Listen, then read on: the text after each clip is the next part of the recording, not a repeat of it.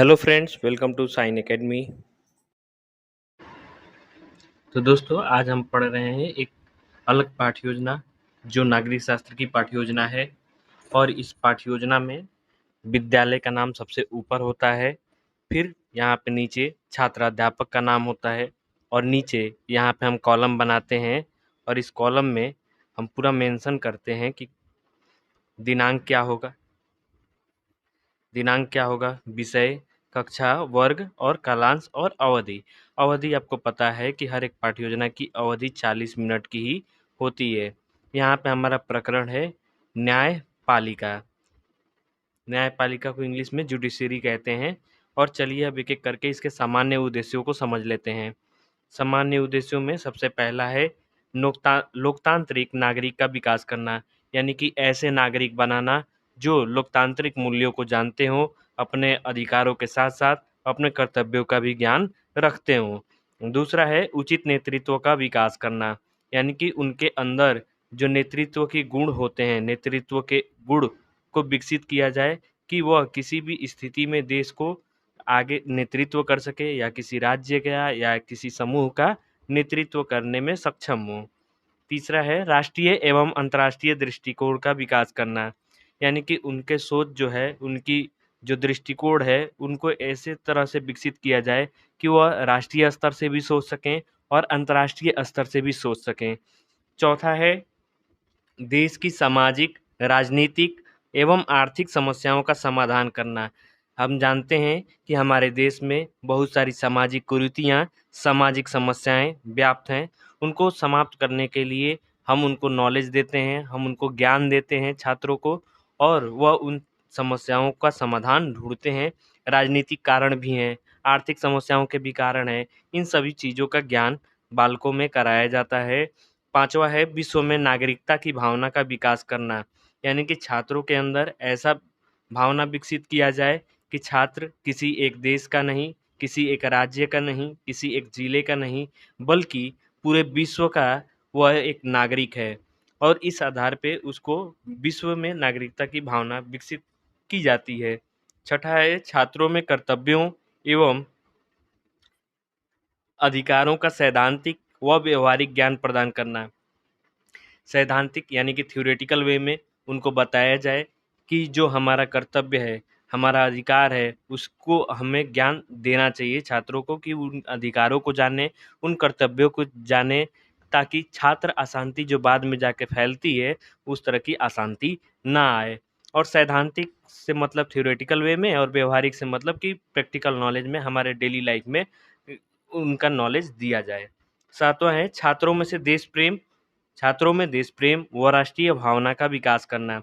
छात्रों में देश प्रेम से संबंधित चीज़ें बताकर छात्रों में देश प्रेम और उनके अंदर राष्ट्रीय भाव को जगाया जाता है, उनको विकसित किया जाता है कि वो एक तरह से अपने देश के प्रति या अपने लोगों के प्रति जिम्मेवार बने रहें।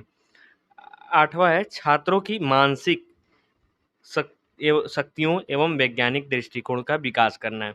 छात्रों की मानसिक शक्तियों से मतलब है कि उनके जो दिमाग की सोचने की क्षमता है, उनके दिमाग में कैसे ऐसी बातें पहुंचाई जाएं कि उनके जो सोचने की क्षमता है उसका विकास हो सके। वह किसी अंधविश्वास में पड़ के किसी दृष्टिकोण को ना देखें, वह बल्कि इस किसी चीज़ को अगर देखने का उनका नज़रिया हो तो वह वैज्ञानिक हो। नौवां है प्रजातंत्र के लिए दृढ़ विश्वास उत्पन्न करना।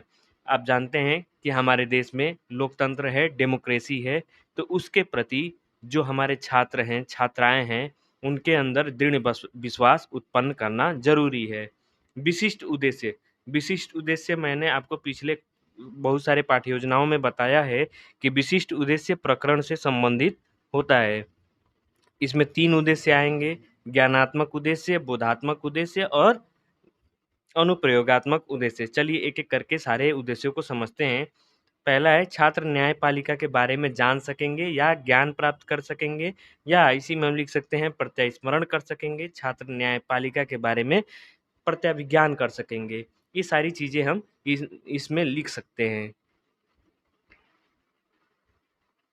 बोधात्मक उद्देश्य में है छात्र न्यायपालिका के कार्यों के बारे में व्याख्या कर सकेंगे, यानी कि न्यायपालिका के कार्य क्या-क्या होते हैं, वो सारी चीज़ों के बारे में व्याख्या छात्र कर पाएगा। छात्र न्यायपालिका और कार्यपालिका के बारे में अंतर स्पष्ट कर पाएंगे। अगर छात्र जानता रहेगा न्यायपालिका और कार्यपालिका के बारे में, तो उनमें वो अंतर स्पष्ट कर पाएगा कि न्यायपालिका क्या है और कार्यपालिका क्या है। और एक हम लिख सकते हैं यहाँ पे कि छात्र न्यायपालिका को समझ सकेंगे। छात्र न्यायपालिका के कार्यों को समझ सकेंगे। छात्र को अगर इस चीज़ की जानकारी दी जाएगी, तो वो धीरे-धीरे समझ जाएगा कि न्यायपालिका के कार्य क्या होते हैं। तीसरा है अनुप्रयोगात्मक उद्देश्य। अनुप्रयोगात्मक उद्देश्य होता है हमारे दैनिक जीवन से संबंधित, हमारे व्यवहारिक जीवन से संबंधित होता है। पहला है छात्र न्यायपालिका के कार्यों के बारे में जान सकेंगे तथा उसका अपने जीवन में प्रयोग कर सकेंगे। छात्र न्यायपालिका के नियम, सिद्धांतों व संरचना का ज्ञान प्राप्त कर सकेंगे। यहाँ पे ज्ञान प्राप्त करने के बजाय हम लिखेंगे कि छात्र न्यायपालिका के नियम, सिद्धांतों व संरचना का अपने व्यवहारिक जीवन में प्रयोग कर सकेंगे। ये ज़्यादा उचित होगा।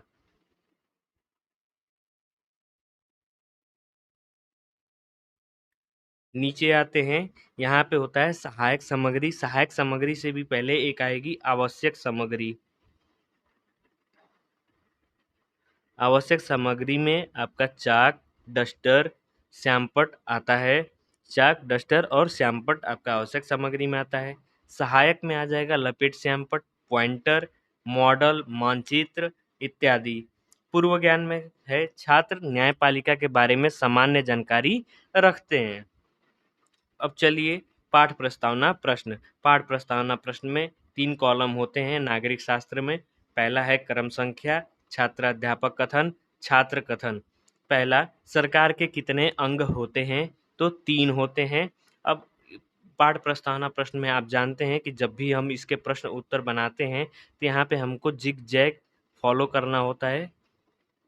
यानी कि जो पहले प्रश्न का उत्तर है, वह दूसरे प्रश्न में वह उत्तर आना चाहिए। जैसे पहला है सरकार के कितने अंग होते हैं? तो 3। सरकार के 3 अंग कौन-कौन से होते हैं? देखिए उत्तर यहाँ पे प्रश्न में आ गया। तो व्यवस्थापिका, कार्यपालिका तथा न्यायपालिका। न्यायपालिका या यहाँ पे क्या है, व्यवस्थापिका का प्रमुख कार्य क्या होता है? कानून बनाना। कानूनों का हनन होने से रक्षा कौन करता है? तो न्यायपालिका। तो न्यायपालिका के बारे में आप क्या जानते हैं? यहाँ पे छात्र मौन हो जाता है और यहीं पे समस्यात्मक हो जाता है और हमारा प्रकरण निकल जाता है। उसके बाद से हम उद्देश्य कथन करते हैं। उद्देश्य कथन करते हुए हम कहते हैं कि छात्रों, आज हम लोग न्यायपालिका के बारे में विस्तृत अध्ययन करेंगे। नीचे आते हैं, यहाँ पे अब होगा प्रेजेंटेशन, जिसे हम आइडियल लेसन प्रेजेंटेशन कहते हैं। यहाँ पे 4 कॉलम होंगे। क्रम संख्या, शिक्षण बिंदु, छात्र अध्यापक कथन, छात्र कथन या छात्रा कथन, श्यामपट्ट कार्य। यहाँ पे ऊपर 2-3 विकासात्मक प्रश्न होंगे। समानता का अधिकार क्या है? मौलिक अधिकार। मौलिक अधिकारों की रक्षा कौन करता है? न्यायपालिका। न्यायपालिका के बारे में आप क्या जानते हैं? तो समस्यात्मक। चलिए पहला हमारा शिक्षण बिंदु शुरू होता है यहाँ पे न्यायपालिका। इसको हम नंबर 1 डालेंगे और यहाँ से हम अपना स्पष्टीकरण शुरू करेंगे। तो क्या होगा? न्यायपालिका लोकतंत्र का प्रमुख अंग है। हमारे देश में केंद्र तथा राज्यों के लिए पृथक-पृथक न्याय प्रणाली को अपनाया गया है। न्यायपालिका का प्रमुख कार्य नागरिकों के अधिकारों की रक्षा करना तथा संविधान की व्याख्या करना है। न्यायपालिका हमारी संवैधानिक अधिकारों की रक्षा करता है। न्यायपालिका सभी विवादों को कानून के अनुसार हल करती है। और यहाँ पे छात्र छात्रा कथन वाले कॉलम में हम लिखेंगे छात्र या छात्रा कथन को ध्यानपूर्वक सुनते हैं। और श्यामपट्ट कार्य में यहीं से हमारा मेन जो हमको श्यामपट्ट कार्य में लिखना होता है, यहाँ पे हम श्यामपट्ट कार्य में लिखते चले जाते हैं। चलिए नीचे चलते हैं। न्यायपालिका के 3 स्तर हैं। न्यायपालिका के 3 स्तर हैं, सर्वोच्च न्यायालय, उच्च न्यायालय तथा अधीनस्थ न्यायालय।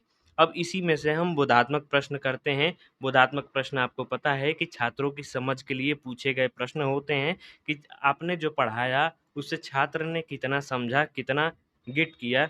ये बोधात्मक प्रश्न से पता लगाया जाता है। न्यायपालिका का प्रमुख कार्य क्या है? नागरिकों के अधिकारों की रक्षा करना। संवैधानिक अधिकारों की रक्षा कौन करता है? न्यायपालिका। पालिका करती है? सर्वोच्च न्यायालय के बारे में आप क्या जानते हैं? तो यहाँ पे छात्र मौन हो जाएगा, समस्यात्मक हो जाएगा।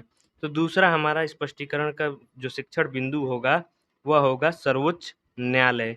अब चलिए सर्वोच्च न्यायालय को हम समझते हैं और यहाँ पे भी हम फिर छात्र और छात्रा वाले कॉलम में लिखेंगे कि छात्र-छात्रा कथन को ध्यानपूर्वक सुनते हैं। श्यामपट्ट कार्य में इसमें से जो भी हमको श्यामपट्ट पे लिखना होता है, जब हम अपने लेसन प्लान को प्रेज़ेंट करते हैं, तो यहाँ पे हम लिखते हैं। सर्वोच्च न्यायालय हमारे देश की सबसे ऊंची अदालत है, जो कि नई दिल्ली में स्थित है। सर्वोच्च न्यायालय के निर्णय को अन्य सभी न्यायालयों को मानना होता है। संविधान के द्वारा सर्वोच्च न्यायालय के व्यापक अधिकार प्राप्त हैं। यह भारतीय संविधान का संरक्षक वह उसके प्रबंधनों की व्याख्या करता है। यदि सरकार किसी प्रकार से नागरिकों के अधिकारों का हनन करता है, तो नागरिक सर्वोच्च न्यायालय में याचिका दायर करता है तथा सर्वोच्च न्यायालय निष्पक्ष तरीके से न्याय देती है। और इसमें से हम कुछ बोधात्मक प्रश्न करेंगे। सर्वोच्च न्यायालय कहाँ स्थित है? नई दिल्ली। भारत के संविधान की रक्षा कौन करता है? सर्वोच्च न्यायालय। भारत की सबसे ऊंची अदालत कौन सी है? सर्वोच्च न्यायालय। निरीक्षण कार्य अब यहाँ पे हम नीचे आके लिखते हैं। छात्र अध्यापक द्वारा कक्षा में घूम कर निरीक्षण कार्य किया जाता है। छात्रों के व्यक्तिगत समस्या का समाधान उसी स्थान पर तथा सामूहिक समस्या का समाधान श्यामपट्ट पर किया जाता है। नीचे आते हैं, उसके बाद से होता है हमारा मूल्यांकन के प्रश्न, या इसी को हमने बताया है आपसे बार बार कि इसको हम पुनरावृत्ति के प्रश्न भी कहते हैं। पुनरावृत्ति के प्रश्न, इसमें 5 से 6 प्रश्न होते हैं या 4 भी हो सकते हैं। न्यायपालिका का प्रमुख कार्य क्या है? सर्वोच्च न्यायालय कहाँ स्थित है? संविधान की रक्षा कौन करता है? हमारे संवैधानिक अधिकारों की रक्षा कौन करता है? नीचे हम छात्रों को, जब हमारा कक्षा समाप्त हो जाता है तो हम उनको गृह कार्य देते हैं। सभी छात्र न्यायपालिका से संबंधित जानकारियों को नोट करके कॉपी में लाएंगे। यहाँ पे नीचे होता है आलोचना और सुझाव। जो भी फीडबैक होता है हमारे पर्यवेक्षकों द्वारा यहाँ पे लिख दी जाती है। 1, 2, 3 जितना भी होता है यहाँ पे लिख दिया जाता है। उसके अनुसार हम अपने अगले पाठ्य योजना में सुधार करते हैं और यहाँ पे हमारे पर्यवेक्षक का हस्ताक्षर हो जाता है।